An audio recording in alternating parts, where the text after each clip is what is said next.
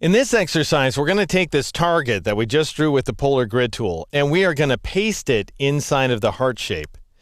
And we're going to do so by taking advantage of an old function inside of Illustrator known as a clipping mask. But we're going to achieve a clipping mask in a brand new way inside of Illustrator CS5 that is ostensibly much easier to use as well. And it's a lot like Freehand's old paste inside command, if you ever worked with Freehand in the past. This will remind you of it.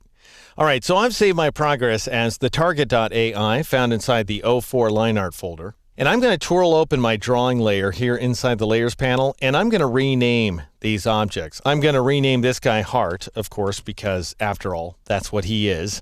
And then I'll rename this guy Target. And it is a group of a bunch of different lines. I'll click OK in order to accept that. But these lines are expressed fairly simply, actually, as what's known as a compound path. Now, this guy right there, Illustrator has a habit of drawing these bits and pieces that don't really contribute to the overall illustration. And this group right there is empty. If you were to target it, you would see there's nothing associated with this group right here. And in fact, I tried to meatball it, and it did not meatball. So it's non-existent. I'm just going to drag it to the trash can to get rid of it, like so.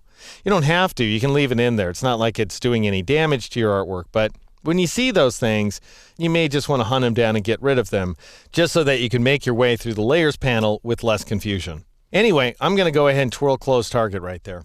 And now what I'm going to do is grab my black arrow tool, and I'm going to click on a path outline here, one of these concentric rings, in order to select this target.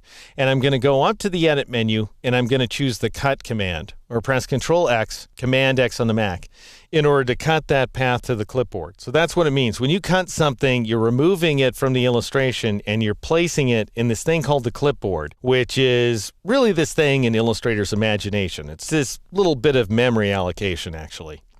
But you still have access to that target as long as you don't cut or copy something different. And you can paste it anytime you like. For example, you could go to the Edit menu and you could choose Paste in Place, and then you'll put that target right back where it was. All right, I'm going to undo by pressing Control-Z, Command-Z on a Mac. I still have the object in the clipboard. You can paste it as many times as you like. Now what I need to do is take advantage of these new modes that are available to me in Illustrator CS5. And I'm going to click this double arrow icon to make my toolbox wider. And then I'm going to drop down to this row of icons. So the second to bottom row of icons here in the toolbox. And the first one, notice that it says Draw Normal. So it means draw normally, but it's called Draw Normal, which is nice. And you can press Shift-D to switch between these drawing modes, which makes a fair amount of sense, I think. The next one says Draw Behind. So for example, if I was to click on the heart to make it active, and I was to switch to the Draw Behind mode, and then I went up to the Edit menu and chose Paste in Place, then I would paste that target behind the heart instead of in front of it. And Draw Normal, by the way, means every object you draw appears at the top of the stack inside the active layer.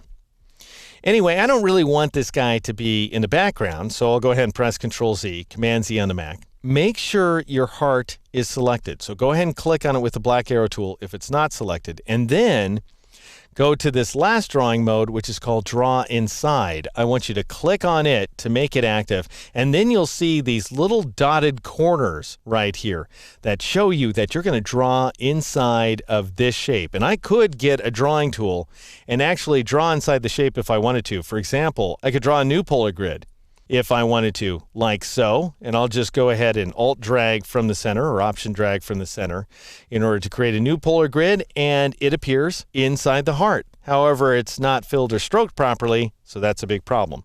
So I'll press Control-Z, Command-Z on the Mac to undo that object. Notice the heart is still selected.